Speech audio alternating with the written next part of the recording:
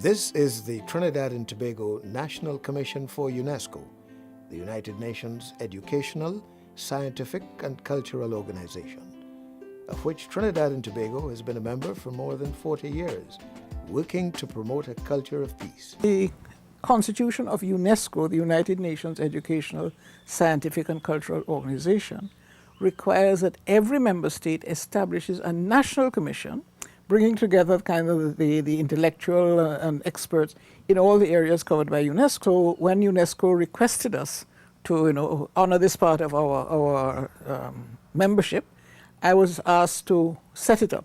I was then in the Foreign Service, so I came over and established the first National Commission for UNESCO. The National Commission requires that you bring together, as I say, the enormous expertise in all these areas available within your own country. And it is the only organization that does this, that continuously draws on the expertise available from our own people. And through that, they're able to make not only recommendations to the government, but to run projects themselves with a little help from UNESCO. The National Commission is like an oasis in the public service in the sense that it utilizes national experts to look at national problems and needs and come up with unique solutions. Some other interesting things that happened were Trinidad and Tobago getting representation on international bodies of UNESCO and even challenging for the position of Director General of UNESCO when we put forward Professor Lawrence Carrington as our candidate. Yeah, we managed also to have a very interesting campaign in 1999 when I was proposed by the government of Trinidad and Tobago as a candidate, or endorsed rather, as a candidate for the position of Director General of UNESCO. That was a very exciting period because we became engaged in the international back and forth of negotiating with various countries for support for the candidature. I won't go into all the details, but we ended up finishing third behind Japan and Saudi Arabia. If one finishes third behind Japan and Saudi Arabia and one looks at the relative wealth of the countries concerned and their ability to engage in bilateral arrangements of substance, I don't think we did badly at all. 2005 to 2014, the decade for sustainable development and the National Commission for UNESCO blend Trinidad and Tobago's development goals with UNESCO's by focusing on youth. UNESCO's ideals encapsulate all that we as a nation need for truly sustainable development, covering all the fields: education, science, culture.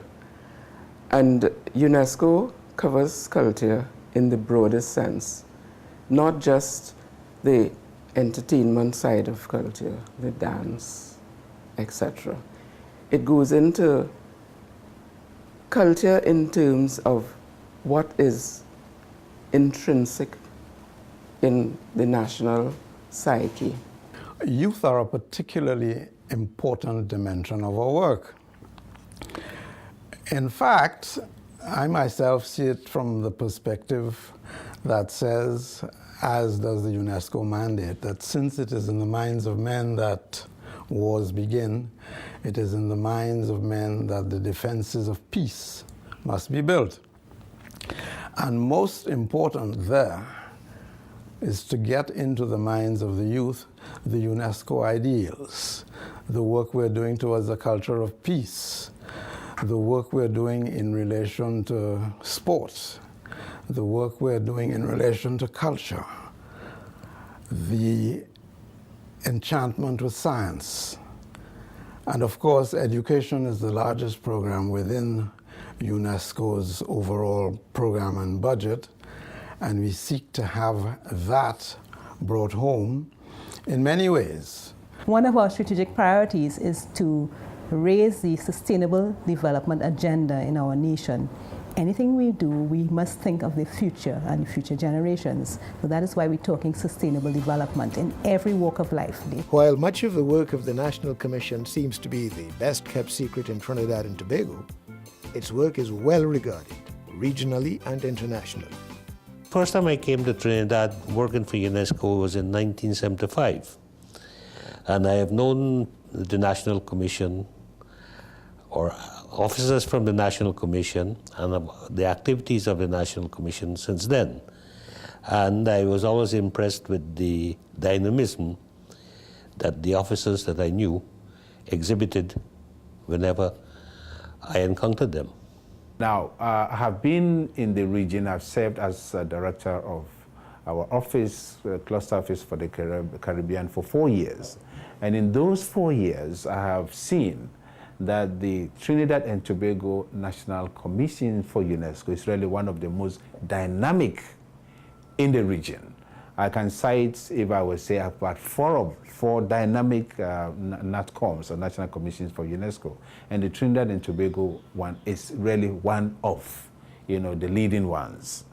And in that regard, they have actually played a very, very key, significant role in implementing UNESCO's programs, not only in Trinidad and Tobago, but in the region. One, in terms of functioning in the Caribbean, when years ago I used to be the representative in Jamaica, what was very interesting is the way the national commissions collaborated with the CARICOM Secretariat to present a Caribbean profile to UNESCO internationally.